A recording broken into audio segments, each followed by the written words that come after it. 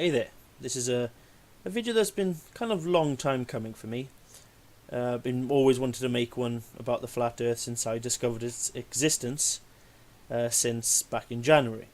And ever since then it's been a long, smelly pile of crap to basically, find out how stupid some people are and how much information and observations they simply ignore to get what they want.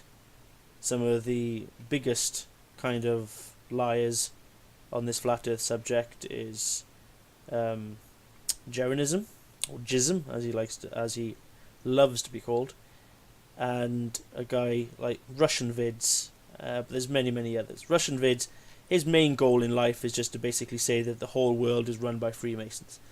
But right now I'm going to ignore that part of his beliefs, and I'm going to focus on many parts of his video, of this video exactly, on his flat earth stuff, and just basically how moronic sometimes he sounds, and that he, as much as and regardless to what he thinks, he clearly does not think things through before he says things. Most of the time he just sees something in the numerology that means the number 33 and then loses his shit over it, essentially. But I'll be skipping through little bits in this video, and I'll be showing you little things and what I believe to be kind of the reality of it all. Okay, let's get started. Near oceans, so they just launch in and go to the water. That's all it comes down to. Now let's take a look here again. Well, they probably do that because it's safer. Because if a rocket does reach high altitude and then fails, it'll drop probably in the middle of a city. So launching them over oceans is a good thing for safety, so that if something does fail, they just drop into open ocean. They do arch, yes, they do arc as they launch, but that has been explained that is needed to be done in terms of getting into Earth's orbit. All this stuff can be better explained by a YouTuber called Red's Rhetoric, who is a bit of an expert on rocket launches, so I'll pinpoint you to those videos in the comment section later on. So let's continue. And when it comes to NASA, in this real rocket launch, I'm not saying it's not a real rocket launch. You don't say. And again, I'm not saying SpaceX doesn't launch rockets, but they do not go into space. And yeah. Basically, we're going to see his quote-unquote proof anytime now. Prove that without a shadow of a doubt. First of all, let's take a look at this footage with this rocket launched by NASA. Okay? Look at those thrusts. Look at the power underneath the thrust with these rockets. Now let's compare to SpaceX. Again, mixing fake and real. Let's look at the thrust here. Okay, let me put pause. One thing you'll notice, there's a lot of things that don't add up. Look at the shadow. See here compared to here. The angles do not add up. By the way, shadows do not always need to be parallel. This has been explained quite a few times. They do not need to be parallel. This is a belief that has been explained to people like you ever since the moon landing conspiracies, that not all shadows always have to appear parallel. But you just ignore that concept like always. Moving on. By the way, take a look at the horizon, completely flat. This is just more mockery and plain. No, it's not mockery, because you don't see a curved. It's not even completely flat. But you're not supposed to see a curve from that altitude. If you could, that means the Earth would be a lot smaller than it really is. It's same old rubbish all the time. Plain sight.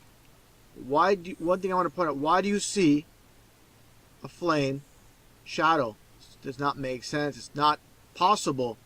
Let's play this video a bit. It's probably will become possible if you just think about it, but I'll leave him continue. A bit more, and I'll break it down. I'll explain it all. Look at this weak thrust underneath. It looks like watching the Batmobile. The thrust going to the side, no power whatsoever. That's weak. No, what you're seeing there is probably certain materials or the thrust, burning something in a certain way. But you can clearly see a very powerful thrust underneath it. It's just small in size compared to most rockets, because I don't know, this rocket is probably a hell of a lot smaller than, let's say, most of the rockets that NASA put up at this present moment. Can't see that. Candle in the wind. See, you can clearly see it down here. What this is, I'm not quite sure. This could be unburnt fuel maybe coming through and, causing a little bit of a flame. It's perfectly understandable. You can probably see that on most things. Nothing more than fakery. This. Prove it. Just because it doesn't look the way it should look in your eyes doesn't mean it's fake. That's not justifiable by itself. These plumes, this exhaust going to the side, it should be going straight down. No, they shouldn't be going straight down. Ever heard of something called wind? And remember, well, you see it in a second, but I'll explain why that's kind of rubbish. It's not. Like a candle. I said before, this looks like a PS1 game, Soviet Strike. It looks so fake. Really? What kind of PS1 games did you play? I can't understand how we can possibly say, I'll make it bigger, that this looks fake. Just because you're stating it's fake doesn't mean it is. Okay, moving on. And phony. Okay, this looks ridiculous. You're ridiculous, my friend. I'm going to get a little bit of a close-up here. Just taking a look at this footage. I'm going to show the shadow. I'm going to put pause here. Again, these shadows do not add up. Yes, they do. As I've explained, they don't have to be parallel. Okay, this shadow should go straight along with this supposed shadow in the grasshopper test rocket. Now, again, I'm talking about, see here, the flame, the thrust underneath the rocket. Supposedly, what do you see here? This is not possible. Well, first of all, as you can clearly tell by the smoke, that this is it is also producing, because it's not burning a clean jet, thing behind it. It's creating kind of a smoky fire. What you're most likely seeing is the smoke causing the shadow. Just a little bit of an observation that you probably should have noticed. Okay, people have to pay attention to details, and there's a reason behind this. It's all about the occult. Oh, so little mistakes. Just the fact that the rocket isn't burning as cleanly as you want it to means it's all about the occult. Cannot cast a shadow with light. That's what all. Are you seriously comparing the flame from a Bunsen burner to the flame that's coming out of the bottom end of a rocket? Are you really I can't even. I just can't. It all comes down to, okay? And more the biblical rubbish. This is all biblical. This is for the sake of time, I sped up the video. Basically, you can look at this full video itself. It's about 5 minutes long. Yeah, I just sped it up just for the sake of this video. Take a look. If you really believe this Falcon 9 is going into space, you're completely deceived. People have, eyes. They cannot see. They have a brain, but do not think.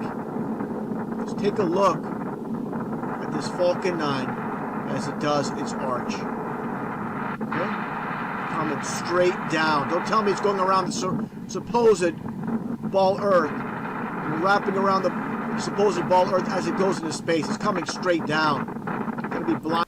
No, that's not coming straight down. As you can clearly see, this effect that you're seeing right here is actually it going, basically exiting Earth's atmosphere somewhat. It's deceptive. This rocket's probably higher than you think it is. Or this little thing here is due to, your lovely word, as most flat earthers use, perspective. As a bat, if you cannot. This is a phenomenon that you see on all rocket launches. See this. Well, probably not all. Let's cover myself here. Most, depending on the time of day and kind of weather and whatnot. Okay? Right in front of your face. It's coming straight down in the ocean. Perspective, sunshine. Not going into space. That's it. There you go. Showing all the launch sites. All these rockets, all they do is go straight in the water. Safety. That simple. If it goes straight in the water, how do they then get the Falcon 9 to land again? Huh? Think about that. Now, what is presented on TV is nothing more than a movie production. They'll show a real rocket being launched into the sky. Then it goes parallel before it comes back down into the ocean. Yeah. Production, mixing real with fake. I'm not saying this is fake. Okay? So you're not saying it's fake? Oh, okay. I'm not saying this is fake, but you get down to it and you look at footage here, and it's right before supposedly the Falcon 9 goes into space, then they show this. Let's take a look here. Now here's where the fakery starts. Here we go. Gonna see some more of his proof. Okay. And here's where I rip this apart. This is how they mix fake with real. And this is definitely fake. Look how horrendous and atrocious this footage is. Okay, why is it horrendous and atrocious? Just because you want it to be, and just because it's not showing what you think the Earth looks like, is not a good enough reason to say it's fake. I mean, it's a complete joke. But people want to believe. You know, they want to believe in this fairy tale, this fantasy. Look at this complete garbage. Again, what are you looking at that's complete garbage? Even though that bit of space debris is now technically garbage, but that's not the point. What are you looking at that screams out fakery? Not just because it's not showing the flat Earth like you want it to. Stage 1 is entering its flip. Let's take a look at this footage coming up here. Now this footage right here, look at the angle. Look how far away it is from the supposed rocket itself. What do you mean, how far away? I don't understand what he means there. It's quite clearly very close, because this part of the rocket is quite large, if you probably haven't noticed. Okay, let's play it a little bit more. It just looks fake because it is fake. No, it doesn't look fake. Okay, it's complete garbage. Please stop saying that. Now, taking a look here. It's the supposed dragon capsule. That's his other favourite word, supposed. It's garbage, supposed, mockery, the lot. You know, 33, Freemasonry. He has quite a large vocabulary. So, and after supposedly the stage is released, take a look here. Oh yeah, that bit wasn't space debris. That was probably the re-landing bit. Not entirely sure. This footage, this animation I should say, when you saw the angle footage was taken from, this clip here, again I'm going to go back to it, this angle, I mean, it's completely ridiculous. Where do they have a selfie stick? I mean, how far out does the selfie stick extend out to get this vantage point? No, I think you're making up your own vantage point. That's just the most stupidest thing I've ever heard. The camera is clearly mounted up inside the bottom of the rocket here, to the very edge perhaps. It even shows you, because of the angle that you're getting. I mean, I'm sorry, you are literally just making shit up now. People don't look into details. This is why they're easily Yeah, people don't look into details. Your trouble is you don't look at all. deceived. No, I think you're just deceiving yourself. Like I showed earlier, you saw the Falcon. Found this pretty. Yes. Inspires. Right, this is just more rubbish. Let's move along. Slow it down before and then you got to send a signal, and is it 7 or 9 minutes later the signal? I mean, it's science fiction in front of a star that suggests one telescope. Same. Here's an example for those that love the idea of the ball Earth. Take a look at this image, this supposed photo going back to 1972. Okay. Then the latest one, supposed latest one, was 2015. This is a 43-year difference. Okay? Latest image. You flip it over. What do you see? Right in plain sight. It says sex in the cloud. Well, actually, no, it's not in plain sight. Because A, you had to flip the image upside down. B, there's actually more distinguishable letters in this. As in J, F, and Y, maybe? Thing is, at the end of the day, it's completely meaningless. I've looked up in the sky, you know, after watching a Star Wars movie, and seen a cloud that looked a little bit like Yoda. That means nothing. You know, I've seen a cloud that looks like a face. I've seen a cloud that actually did look like the letter S and the letter E. That means nothing. But then again, they always use it because, you know, they're in on it with Disney apparently. Let's keep on going. Well, it's just more mockery like I showed many times. See, there's the word mockery again. So, understand what's taking place in this world full of lies and deceptions with duality when it comes to Freemasonry. And his other favourite word, Freemasonry. Find it hilarious. William Shatner, better known as Captain Kirk, dismissing the idea of outer space. Complete joke. No, he doesn't dismiss it. It's just because he's never been there. He finds it probably so captivating, you know, that it is science fiction to him because he's never been there. Because it sounds so amazing. You're literally just twisting people's words now. Space, the final frontier. Astronauts to the moon. Oh, there's the jism fucking... Oh my god.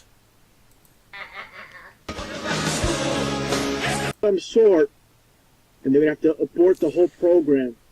It's nothing but basically a psyop to make us believe it's possible to This is get the favourite word, psyop. in space. This NASA space program, with the shuttle program is being over, they've got to continue the line, this time with these private companies. No, the shuttle program ended because they just found there probably an easier way and a cheaper way of getting them up there. And the shuttles weren't going to last forever. So they just came up with a different way of doing it. While everybody's focusing on the explosion itself, people don't see what is right in front of them. Many people don't Oh, I wonder what it is. understand the occult. And it's all about signs and symbols. Signs and symbols rule this world, not words nor laws. Okay, take a look here. What's right in front of you? You see the diamond tower here. As I mentioned many times, diamond is 33. All the Oh, for God's sake. You do realise that shape is probably one of the strongest things. Pylons everywhere. Electrical pylons around the UK have that shape on them. about masonry. And what do you see here with these two towers in between the Falcon 9? Take a closer look. Basically, Crowley's unicursal hexagram, right? No, because I've seen plenty of towers, electrical towers, radio towers, have that sort of shape. It gives it something called structural rigidity. So it doesn't, I don't know, fall over. You are literally just looking for things that aren't there. In plain sight. Again, and as I with their fingernail, a mason, just more images of the unicursal hexagram. As you see here with the snake within it. This female with their fingernails, the tattoo and other satanic symbols. Even Yu-Gi-Oh! With this character named Aleister, as in, of course, Aleister Crowley. Now, again, It was probably used as inspiration. You know, that does happen sometimes. Like some people use inspiration, I don't know, from world events or from key people to inspire characters. and getting back to symbols intertwined to make this symbol. Oh, for goodness sake. Okay, another thing I want to point out, details, I've already covered it so many times. And he also goes on to say that this little hand symbol that he does there is all about Freemasonry. Being a student, I've sat in front of people many times, or stood in front of people, giving a talk, you know, as a part of a piece of work. I've put my hands like that sometimes. That doesn't mean I'm a Freemason. Just because they put their hands like that. I mean, I'm sorry, but with this world elite, you really would think that if people started to catch on to their secret hand symbols and secret handshakes and secret logos, that they'd probably change it from time to time. Times. The whole entire concept with this Mason, this deceiver in the Falcon 9. Okay, there's the reason came up with the name Falcon 9. They didn't just pull it out of thin air. Everything, again, there is a reason. Because Falcon 9 is 33. Well, that argument goes straight out the window, because there's been the Falcon 1, there's been the Falcon 2, the Falcon 5. I think it may have been just the Falcon 1, the Falcon 5, then the Falcon 9. There's also going to be a Falcon 10. So that argument goes straight out the window. Numerology. All of angels. This is the Here we are. Run. More rubbish. I always talk about having good discernment. Unfortunately, many people don't. They just want to Discernment, that's his other favourite word. believe. They want to believe in this fairy tale that NASA is in outer space. Well, that's because they are. Break down this footage supposedly with this astronaut Andres Kuipers supposedly aboard the ISS. Again, all about having good And that's a flat earther's favourite word. The astronaut. So funny. Let's take a look at this footage. I'm going to break it all down. You're going to see where nothing makes sense. Nothing makes sense to you, maybe, but that's because you don't think things through.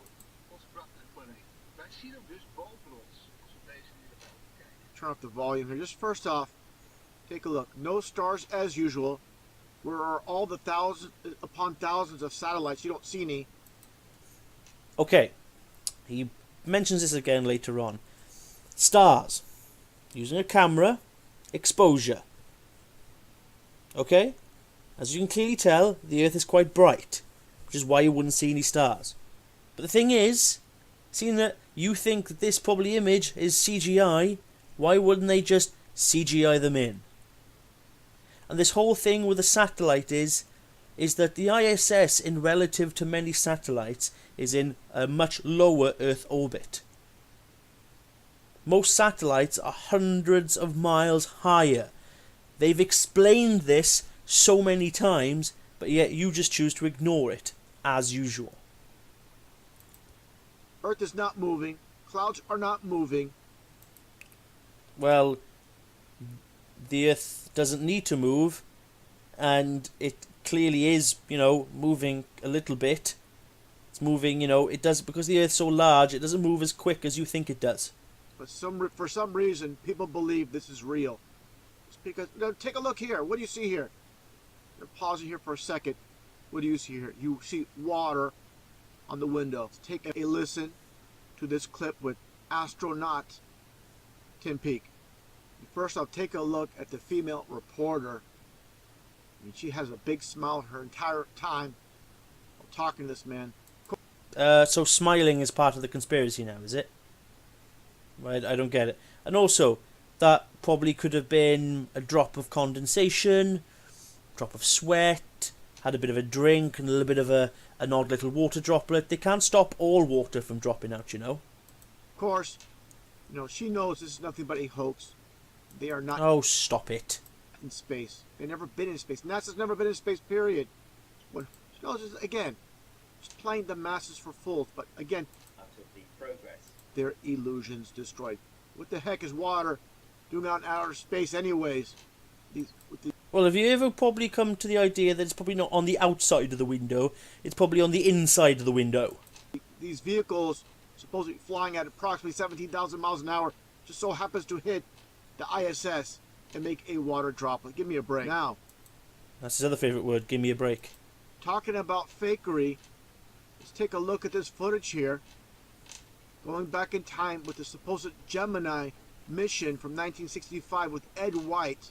Now take a look at the supposed blue marble in the back. And compared to the more recent footage with ISS and this footage again with the static ball Earth. You can see a problem here, a major problem where things don't add up, and the NASA fanboys are just going to write this off, and they're going to turn a blind eye to this. No, most people do not turn a blind eye. They, well, think things through, look at the observations and figure shit out before just blurting out crap without thinking. Not use their critical thinking skills and say, what's going on here? You have no critical thinking skills at all. You are a paranoid conspiracy nut. End of. I want to believe in NASA, but wait a second, this doesn't add up. They won't dare to do that. It's, again, they don't Show us already what you mean. want their illusions destroyed. Let's take a look. Okay, completely static. What's the deal here with supposedly the ball Earth? That's not completely static. I have no idea what he means. Rotating. Okay, these clouds are not moving. Right. Okay, this is where I get to my fun little bit. Right? First of all, he's probably appearing to be moving faster because he's probably in a lower orbit. Perhaps. Did you ever think of that? Probably not. And, lower orbit and probably moving a little bit faster. But then again, because this is in a structured orbit, they've decided on a speed and everything, and that's how fast they want to go. Okay, now come up with these clouds. Let's see what else he says. But you see the ball Earth spinning in here, completely static. And this looks like a B-rate movie taking place, complete joke with Ed White during the supposed spacewalk. But that was back in the 60s. You don't think that CGI is a little too good for back in the 60s? Yeah? Movies didn't have CGI that good back then. I mean, complete garbage. At least they try to make it look real, consistent. What's going on with ISS? Okay, you want to explain that? I don't think so. You're not going to be able to explain this away. Yes, and I will. Keep on looking. As you can clearly tell, it is moving. For your supposed blue marble to start spinning, and it's not. And why is that? As you can clearly tell, it is moving. Because of the scale of the Earth and the angle of the camera, it just tricks you into thinking it's not moving that much. Okay? Don't tell me because it's at a certain angle, and this is a straight away footage, so it's not going to spin at this angle. Don't try to rationalize the lies that are being fed. Clearly 100% exposed. No, you just exposed how stupid you are. Now, moving on to the clouds, okay? You say that, and even Jism still uses this argument, as many of the flat earthers do. Even Mr. Fantastic Eric Dubé himself still does it. And they say, the clouds do not seem to be moving. Okay, I think he points this out in a later little snippet. I'm not quite sure. Here we go. Yes, he points it out here. Are still where companies like Facebook and Google place their bets. That's because the best way to create... And again, showing just more fakery by NASA with supposedly the moon passing by Earth, 5-hour time-lapse footage. Take a look again at the fakery. People, again, you don't have good discernment. This is why they're easily deceived. Again, you have no discernment. You're going to notice no clouds are moving during the supposed 5-hour time-lapse footage. Take a look. See a problem here? Not a single cloud is moving. First of all, how are you going to be able to tell? Okay. In the supposed 5-hour time-lapse footage, what's the deal with that? Again, the NASA fanboys, they're going to rage, they're going to get angry. This is just a ridiculous, stupid little thing that him and his flat earth people laugh at, but I'm not even going to go there. Right, what I'm going to explain now, the reason why you're thinking that you're not seeing them move. Okay? Right. The Earth apparently spins at 1,000 miles an hour. Okay? Now, this is a distance. I've done this on Google Earth. Right? On a distance of 1,000 miles. So that means that when the Earth spins, it takes an hour to spin this much. Okay? Now, when we zoom out, we'll realise how small of a distance that is. So that means, even travelling at 1,000 miles an hour, it's only going to turn that much. Now, here's where I get on to the point of the clouds. Clouds do not move at 1,000 miles an hour. Many clouds probably don't even move. You know, the only clouds that move anywhere near that, well, nowhere near that speed actually, they move at about 100 miles an hour, are in the jet stream. Now that's 100 miles, right? So that means to move from here to here, even travelling at 100 miles an hour, which is quite fast for a cloud because the highest recorded wind speed on Earth is 125. 100 miles an hour, it's going to take 10 hours to move that far. So basically, in your 5-hour time lapse, even moving at 100 miles an hour, it's only going to reach at that point. Are you going to notice that from that far away as the actual orbit changes? You're not. Most clouds, most of these large clouds, probably don't even move that. Storm clouds move at about 20 to 30 miles an hour. So the movement you're going to see is going to be smaller again. Do you realise how stupid you sound now? Think things through just a little bit. Please, I beg you. These are just little things that people don't seem to understand. Hell, I'm not a mathematician. I'm not a scientist. I'm a computer animation student, for crying out loud. And even I can figure this shit out. And I'm a dumb shit. See, I said it myself. There we go. Try and make fun out of that. So it just shows that most flat earthers just do not think things through. Now I'm going to get on, just to end this little, subject up. Okay?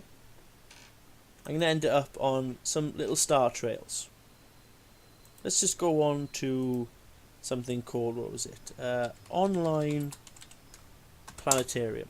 The reason why I like to use this one, because this is the one that Jism himself uses. Now I'm going to pop this up into Wales, which is where I live. Okay, now I would like you to understand, right? Russianvids, Jism, educate yourself, and stars are souls, insanity is sanity, all those moronic people. Now, people in the southern hemisphere can all see the same stars rotate around the same celestial pole. Okay? But if on this flat earth map, which this one I might add has been deemed as mathematically correct, which is what it says apparently somewhere on the map. Let's go back to this one. Okay? Now, if people in Australia, New Zealand, South Africa and South America were all look south, on this map would all be looking in different directions. And yet somehow are able to see the same stars. I'd like to see an answer from you. Do you get it now, you stupid people? That is impossible. But you don't seem to think things through. The sky would have to have several different directions of motion and several different points of motion at the same time, which is not what we see. But they would never explain this. It's because they can't. I mean, they don't like the word orbit, but they also hate the word gravity. But I would like to ask, what is the sun and the moon spinning around? What is causing that, I hate to use this word, orbit? They are clearly spinning around something in this model. The globe model with the orbits and celestial mechanics all makes perfect sense. But nothing makes sense in this.